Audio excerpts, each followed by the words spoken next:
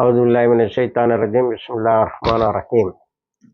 அன்பார்ந்த நேயர்களே, பாலஸ்தீனத்தில் ஆக்கிரமிப்பாளர்களுக்கு எதிராக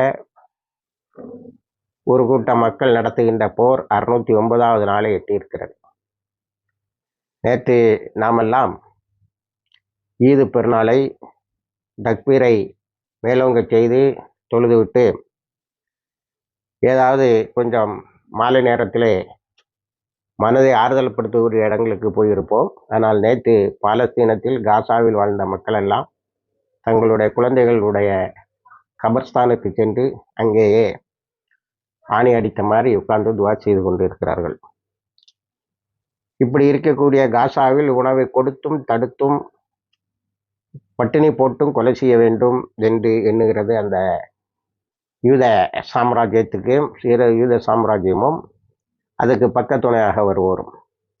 ஆனால் ஆக்கிரமிப்பாளன் எவ்வளவு பலமாக இருந்தாலும் அவனை எதிர்த்து நிற்க வேண்டும் என்பதில் போராளிகள் குழுக்கள் மிகவும் அழுத்தமாகவே இருக்கிறார்கள். எண்ணி மகளாது நேற்று பல ஆம்புஷுகள்.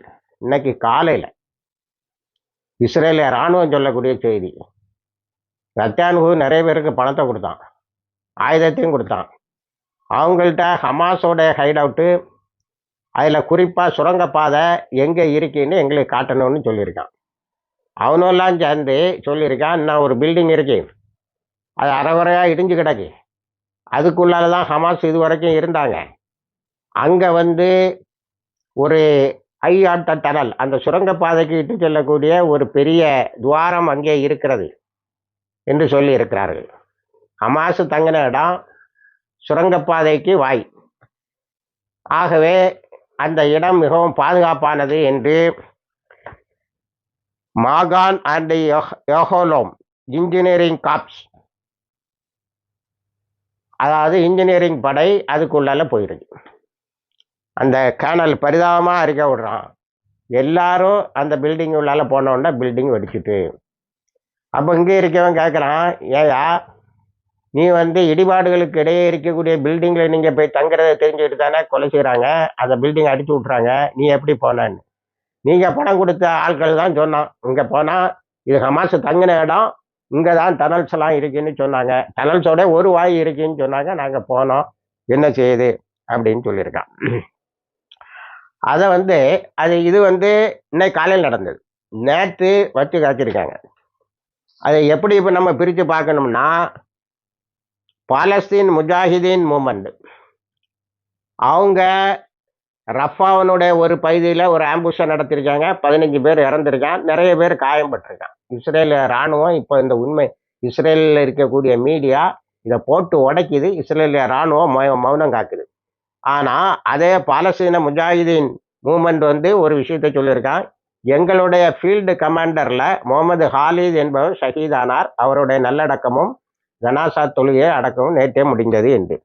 அதே போல் அபு அலி முஸ்தபா பிரிகேட்ஸ் இவங்க பெய்த் லாஹியா பகுதியில் தாக்குதல் நடத்துகிறாங்க, ரொம்ப டயரிங்காக தாக்குறாங்க. எந்த அளவுக்கு என்று சொன்னால் ஆம்புஷு, பில்டிங் கொலாப்ஸு, இப்படி நிறைய பேரை ஒரு 60 இஸ்ரேலிய இராணுவத்தினரை அழித்தும் காயம்பட்டும் விட்ட பிறகு அந்த ஃபீல்டு கமாண்டர் லைலாங்கிறவன் நேரடியாகவே இறங்கி வந்திருக்கான். ஓடுறவனெல்லாம் துப்பாக்கியால் சுடுவதற்கு தப்பி ஓடிய இஸ்ரேலிய இராணுவத்தினரை கொலை செய்து விட்டு ஆயுதங்கள் எல்லாம் எடுத்து தன்னுடைய நண்பர்களிடம் கொடுக்க வரலாங்கிற நேரத்தில் ஏதோ ஒரு துப்பாக்கி சூட்டில் அவனும் ஷஹீதாயிட்டான். இப்போ பாலஸ்தீன முஜாஹிதீனும் அபு அலி முஸ்தபா பிரிகேட்ஸும் தங்களுடைய ஷஹாதத்தை தங்களுடைய சகோதரர்கள் ஷஹீதானா சொல்கிறாங்க, ஹமாஸ் சொல்கிறதில்ல, ஷஹாதத்து இல்லாமல் இருக்காது. ஆனால் நேற்று இஸ்ரேலில் பிண மழை தான். முந்தா நாள் நெத்தன்யாஹூ சொன்னால் இது சேட் டே, எனக்கு துக்க நாள்னு. நேற்று சொல்லியிருக்கான் ஆர்டுவஸ் டே, இது ஒரு கடினமான நாளாக போய்விட்டது என்று. அடுத்தது 4 யங்கு புது ரிக்ரூட்ஸ், அதிகமாக அவங்களுக்கு இப்போ ட்ரைனிங் கூட கொடுத்துருக்க மாட்டான், வந்திருக்காங்க. மார்னிங்கில் அவங்க நேற்று காலையில் அவங்க இருந்த இடத்தை தாக்கி விட்டார்கள், அழிந்து விட்டார்கள். அப்போ இந்த யங் ரிக்ரூட்ஸோட படங்களை போடுறாங்க, சின்ன வயசு பிள்ளைகளாக இருக்கணும், 13-14 வயசு இருக்கலாம். இவர்களெல்லாம் நடத்தி தான் இவ்வளவு தேர்ச்சி பெற்ற 609 நாட்களாக இஸ்ரேலையும் அதற்கு பக்கத்துணையாக வரக்கூடிய அமெரிக்கா, ஆங்கில நாடு போன்றவற்றையும், இத்தாலி, துருக்கி, நெதர்லாண்ட்ஸ் போன்ற இத்தாலி, நெதர்லாந்து போன்ற நாடுகள் அவர்களுக்கு செய்கின்ற, நெதர்லாண்ட்ஸ் இல்லை, இன்னும் சில நாடுகள் செய்யக்கூடிய 13 நாடுகள், அவர்கள் இந்த ஆபரேஷன் கார்டன் பாரடைஸ்ன்னு கொண்டு வந்தாங்கல்ல, அதில் இருக்கக்கூடிய எல்லா நாடுகளும் அவர்களுக்கு உதவி செய்கிறது. ஆனாலும் இந்த சின்ன பிள்ளைகளை விட்டு நீ கேலி குத்தாக்கிய நேற்று பரிதாபமாக இருக்க அவங்களுடைய மரணம். அடுத்தது democratic front for the liberation of Palestine, அவங்க நேற்று ஒரு பயங்கரமான தாக்குதலை நடத்தி இருக்கிறார்கள். அது நேருக்கு நேர் தான். அதை எப்படி வச்சிருக்காங்கன்னா, முதல்ல ஆம்புஷ், ஒரு திடீர் தாக்குதல், அதில் தப்பி ஓடுறதுனால துரத்தி அடிக்கிறது. இதில் அவங்க ஷஹீதானா கவலைப்படுறதே இல்லை. ஷஹாதத் வரும் என்பதை தெரிந்துதான் செய்கிறார்கள் போல. ஏன்னா நேற்று 2 முக்கியமான ஷஹீதுகளை பற்றி அபு அலி முஸ்தபா பிரிகேட்ஸும் முஜாஹிதீன் பிரிகேட்ஸும் நமக்கு தகவல் தருகிறார்கள். அவங்களே ஒத்துக்கிட்டு நாங்கள் அவர்களுக்காக நீங்களும் துவா செய்யுங்கள் என்று சொல்லி இருக்கிறார்கள். அடுத்தது மிக முக்கியமாக நடந்த ஒரு தகவல், தாக்குதல் சுஜயாவில். சுஜயாவை இன்னொரு குரூப்பை பார்த்துக்கிட்டது. அது யாருன்னு கேட்டால் அல் காசம் பிரிகேட்ஸு, அல் குட்ஸ் பிரிகேட்ஸு, இந்த 2 வரை சேர்ந்த ஒரு கூட்டம் அழகாக கோஆர்டினேட் பண்ணி தாக்கி இருக்கிறார்கள். சுஜியாவில் இருந்து இஸ்ரேல் இராணுவத்தினர் முற்றாக அளிக்கப்பட்டு இருக்கிறார்கள். இன்னும் எடுத்துட்டு போகலை. இதில் என்னன்னா, சில கட்டடங்களில் சிக்கிக்கொண்ட அவர்களை இவங்களால மீட்க முடியல. அவன் டயரிங்காக அதாவது அப்பாவிகளை இவன் கொலை செய்கிறான் பாருங்க, பில்டிங் மேலே குண்டு போட்டு, அந்த இடத்த கம்ப்ளீட்டாக தொலாவி இருக்கக்கூடிய பணங்கள் எல்லாம் எடுத்துறாங்க. ரொம்ப அறவே ரீச் பண்ண முடியாமல் இருக்கக்கூடியதான் விட்டுக்கிட்டு வராங்க. ஆனால் இங்கே பொறிக்குள்ளால மாட்டின மாதிரி உள்ள கிடந்து கத்துறான், காப்பாற்றுங்க காப்பாற்றுங்கன்னு. ஒன்றுமே செய்ய முடியவில்லை. இப்படி வதைப்பட்டு இறப்பவர்களும் இருக்கிறார்கள். அடுத்தது இந்த 2 உடல்களை, அதாவது தாய்லாந்தை சேர்ந்த 2 அகதிகள் அழைத்து செல்லப்பட்டவர்கள், அக்டோபர் 7, 2023 அழைத்து செல்லப்பட்டவர்கள் பிணங்களை நாங்கள் மீட்டு விட்டோம் என்று நேற்று ஒரு அறிக்கை. அந்த அறிக்கையை இங்கே கொண்டு வந்தால் நெத்தன்யாஹு ஆபீஸில் போய் கேட்டிருக்காங்க, பிணங்களை எங்கப்பா எங்களுக்காவது காட்டு, நீ விஷுவலிஸே காட்ட மாட்டேங்கிறியா அப்படின்னு. அதுக்கு பதில் இல்லை, நீங்கள் பேசக்கூடாது என்று சொல்லி இருக்கிறார்கள். அடுத்து நேற்று இன்னொரு சம்பவம், ஒரு அழைத்து செல்லப்பட்டவரை ஒரு ஆஸ்பத்திரியில் வச்சு 20 மாசமா போராளிகள் காப்பாற்றிட்டு இருக்கிறாங்க. இவன் எல்லா ஆஸ்பத்திரியும் அடித்து உடைச்சிட்டான், மருந்துகளை அடித்து உடைச்சிட்டான், மெடிக்கல்ஸ் டிப்போஸ் அடித்து உடைச்சிட்டான், சும்மா மருந்து கடைகளை எங்கே இருந்தாலும் அதை கண்டு அடித்து உடைச்சிட்டான். இதுக்கடையில் ஒரு ஹாஸ்டேஜை, அதாவது மத்தான் சகுவார்ங்கிற ஒரு அழைத்து செல்லப்பட்டவனை போராளிகள் காப்பாற்றி வருகின்றார்கள். இப்போ அந்த ஆஸ்பத்திரி இவனை தாக்கிடுவாங்கிற எண்ணத்தில் அபு உபைதா சொல்லியிருக்காரு, நீங்கள் ஏதாவது செய்து அது இறந்தா நாங்கள் பொறுப்பு இல்லை. அதே மாதிரி நீங்கள் ஆஸ்பத்திரியில் ட்ரீட்மெண்ட் எடுத்து அவன் லைஃப் சேவிங் மெடிசனில் இருக்கின்றுட்டு இருக்கான். ஆஸ்பத்திரியே பாலடைஞ்சு போய் கிடக்கு. அதை நீங்கள் சுற்றிட்டு ஒரு ஆஸ்பத்திரி அடிக்கணும்னு அடித்து உடச்சிட்டேன்னா அவன் இறந்தா நாங்கள் பொறுப்பு இல்லை, நத்தியானுக்கு தான் பொறுப்பேற்கணும்னு நேற்று இது பண்ணிக்கிட்டு அவன் ஆஸ்பத்திரியில் ட்ரீட்மெண்ட் எடுத்துக்கிட்டு படுத்து கிடக்காம பாரு. அதிலே இருந்து ஒரு வீடியோவையும் அவர்கள் சர்க்குலேட் பண்ணியிருக்காங்க. இன்னைக்கு காலையில் இஸ்ரேலி மீடியா என்ன சொல்லியிருக்குன்னா, இஸ்ரேலிய இராணுவம் மீடியாக்கள்கிட்ட தெரிவித்து, நாங்கள் அப்படி யாரையும் சுற்றி உழைக்கலை, அதனால் அவர்கள் இறந்தால் நாங்கள் பொறுப்பு இல்லை, எங்களுக்கு எந்த இது இருக்கக்கூடிய இடம் எங்களுக்கு சொல்லப்படவில்லை, யாரும் சொல்லலை. அதாவது இந்த படம் கொடுத்துருக்கான் பார்த்தியலா, அது அபு சுபானுங்கிற ஒரு கேங்கா. அவனை சர்க்கிள் அன்னைக்கு லண்டன் பார்லமெண்ட்ல சொல்லுவாங்க, rowdies rascals freebooters, rowdies rascals and freebooters plus என்னன்னா உமனைசர்ஸ், பெண்களுக்கு அடுப்பு. இந்த கூட்டத்தில் போய் பணத்தை கொடுத்துக்கிட்டு நேற்று வரைக்கும் இன்னைக்கு காலையிலே டிஃபெண்ட் பண்ணியிருக்கான், அவங்க ஹமாஸுக்கு எதிராக இருக்காங்கன்னு. ஆனால் அவங்க கொடுத்த தகவலில் பூபி டிராப் சுரங்கப்பாதையின் வாய்க்கு போகிறவன்னு போய் செத்துருக்கானுவான். அப்போ இஸ்ரேலி மீடியா தெளிவாக சொல்லுது, யஹூத் ஓல்மர்ட் சொல்லாரு, யார் லப்பீட்டு சொல்லாரு, எல்லா இஸ்ரேல் பிரிக் சொல்கிறாரு, எல்லாரும் சொல்கிறாங்க, நீ யாருக்கு ஆயுதத்தை கொடுத்துருக்கியோ அவன் பேசிக்காக ஒரு முஸ்லீம். ஆனால் இப்போ அதனோட எல்லா கேரக்டரையும் ஒட்டுக்கிட்டு லூட்டேஸு பிளண்டேஸ்ன்னு இருக்கான். இது இல்லை ஹமாஸில் நடக்குமாயா? உன்னோட ஆர்கனைஸ்டு ஆர்மியை இது வரைக்கும் 609 நாளாக ஒன்றும் சாதிக்க முடியலை. அவன் இது என்ன பாசிபிலிட்டி இருக்குன்னா, அவன் அவ்வளோத்தையும் வாங்கிட்டு உனக்கு நேரே திரும்பணும். அதை சொல்லி முடியல, அவனை ஒரு தவறான இன்டெலிஜென்ஸை கொடுத்து இறந்துருக்கான். இவர் அது ஹார்ட்வெஸ்ட் டே, பைத்தியக்கார நாள் அப்படின்னு சொல்லியிருக்கான். அடுத்தது, இந்த உணவுப் பொருட்கள் விநியோகத்தில் பெரிய சூது இருக்குன்னு சொல்லி யுனைடெட் நேஷன்ஸோடைய அந்த United Nations relief and works agency நாங்கள் எடுத்துக்கிடுவோம் உணவுப் பொருள்னு ஓரளவுக்கு கொண்டு போய் உணவுப் பொருட்களை சேர்க்கவும் செய்கிறார்கள். இந்த உணவுப் பொருட்கள் மினிமம் வந்துகிட்டு இருக்குங்கிறதான் நமக்கு கிடைக்கக்கூடிய தகவல். ஆனால் இதை நம்பி அல்ல போராளிகள். 650 நாளா என்ன இவனை நம்பி கேட்ல காத்து நின்று சாப்பிட்டுக்கிட்டா போய் சண்டை போட முடியும்? 650 நாளா ஏதோ ஒரு சோர்ஸ்ல வந்துகிட்டு இருக்கு. இத்த முடிஞ்ச பிறகு நமக்கு அது தெரியும். அடுத்தது, யோகி ஆகர்நாத் சொல்லக்கூடிய ஒரு பெரிய தகவல் என்னவென்று சொன்னால், இஸ்ரேலில் நத்தியானுடைய பதவியை கவிழ்ப்பதற்கு இனி வன்முறையில் ஈடுபடக்கூடிய கூட்டம் ஒன்று வந்தாலும் வரும் என்று சொல்லி இருக்கிறார். இதுவரைக்கும் பாருங்க, மார்ச் 18 இருந்து இப்போ அவன் ஆபரேஷன் கிடியான் சாரியாட்டையும் இது பண்ண பிறகு 11,000 பேர் பைத்தியம் பிடிச்சி காசால இருந்து ரிட்டர்ன் ஆகி வந்து பைத்தியத்துக்கு ட்ரீட்மெண்ட் எடுத்துக்கிட்டு இருக்கான்.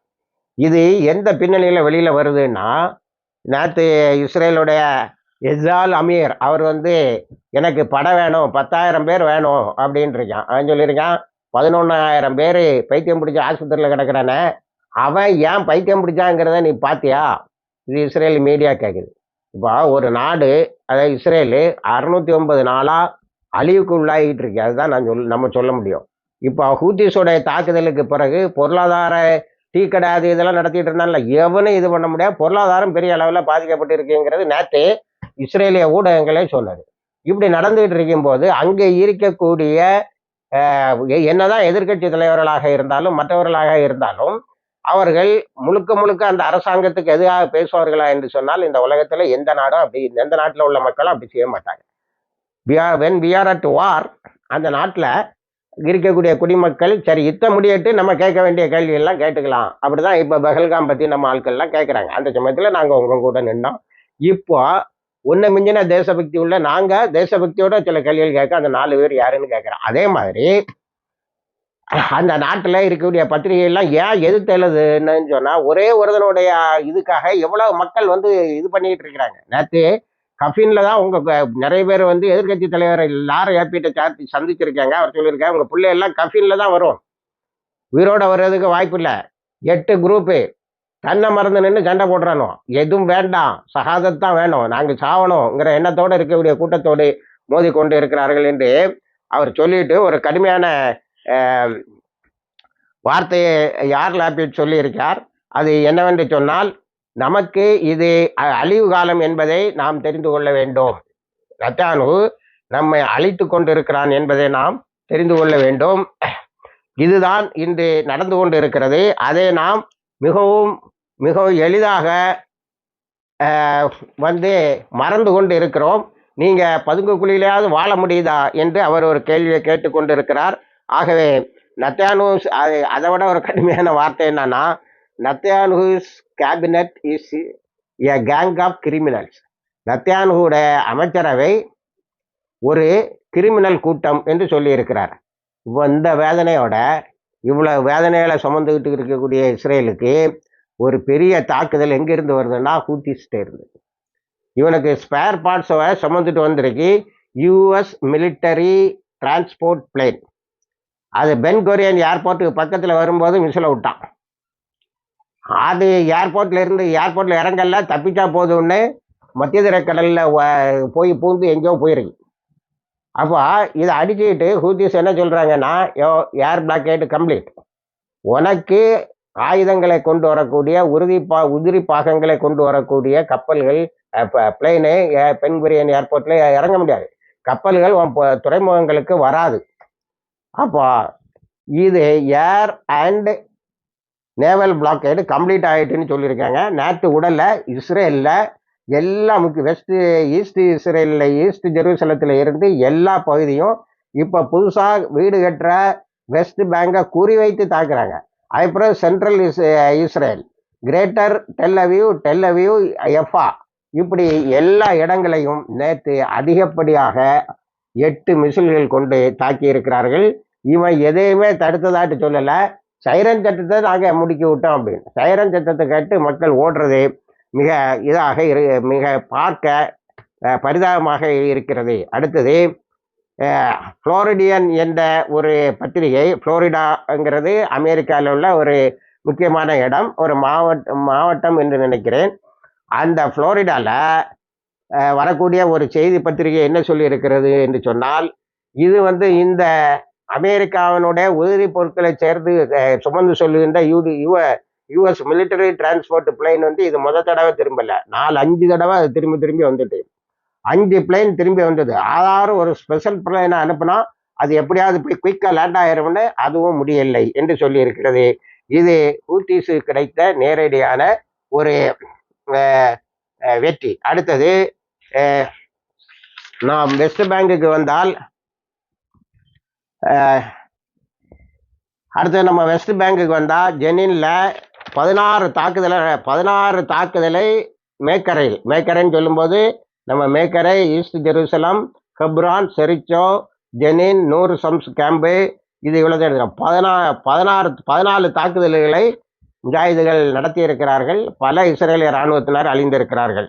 அவங்க என்ன செய்கிறாங்க, இப்போ ஓடி கண்டுபிடிச்சு இளைஞர்களை காட்டி கொடுக்கறதுக்கு இந்த PA குரூப் இருக்குது, பாலஸ்தீன் அத்தாரிட்டி குரூப்பு, அதை வைத்து கைது செய்து கொண்டு இருக்கிறார்கள். அடுத்தால சிலரை கைது செய்திருக்காங்க, ஆனால் தாக்குதலில் நிறைய இஸ்ரேலிய இராணுவம் அழிந்திருக்கிறது. அடுத்தது ஈரான் நேற்று ஒரு பெரிய செய்தி, நேற்று முழுவதும் பத்திரிகையில், இன்னைக்கு காலையிலையும் அதான். ஈரான் இஸ்ரேலுடைய ரகசிய ஆவணங்கள் பலவற்றை ரொம்ப நாளைக்கு முன்னாடி கைப்பற்றிட்டான். இப்போதான் அது ஈரானுக்கு கையில் சேர்ந்துதான். அது ஒரு பெரிய அறிக்கைங்க, ஒரு ஆர்வத்தில் படித்தா அதில் என்ன இருக்குன்னா, இஸ்ரேலுடைய எதிர்கால திட்டத்தை பற்றி இருக்கிறது. அதை விட முக்கியம், இஸ்ரேலுடைய இப்போதைய அணு உலைகள், அணு ஆயுதத்தை தயாரிக்கின்ற ஃபேக்டரிஸ், ஆலைகள், இவையெல்லாம் எங்கே இருக்கிறது என்ற துல்லியமான தகவல் கிடைத்திருக்கிறது. இது ஒரு உருப்படியான தகவல் எதுக்கு, ஈரானுக்கு.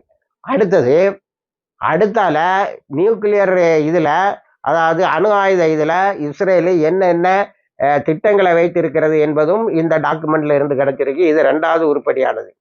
இந்த 2ஐ தவிர இஸ்ரேலுடைய இராணுவ தளங்கள் எங்கே இருக்கிறது, கோடவுன் எங்கே இருக்கு, எங்கே உற்பத்தி பண்ணுறோம், உறுதியில் எல்லாம் இருக்கு. இது ஹிஸ்புல்லாவே முதல்ல வச்சுருந்தாங்க. ஹசன் நஸ்ரல்லா காலத்தில் அதை வச்சு தான் அடித்தாங்க. 2-3 தடவை அவங்க என்ன செய்தாங்க, எங்களுடைய ஸ்பெஷல் யூனிட் 8200 அடித்தாங்க. இந்த தகவல் இதில் இருக்கிறது ஒரு பெரிய இதாக தெரியல.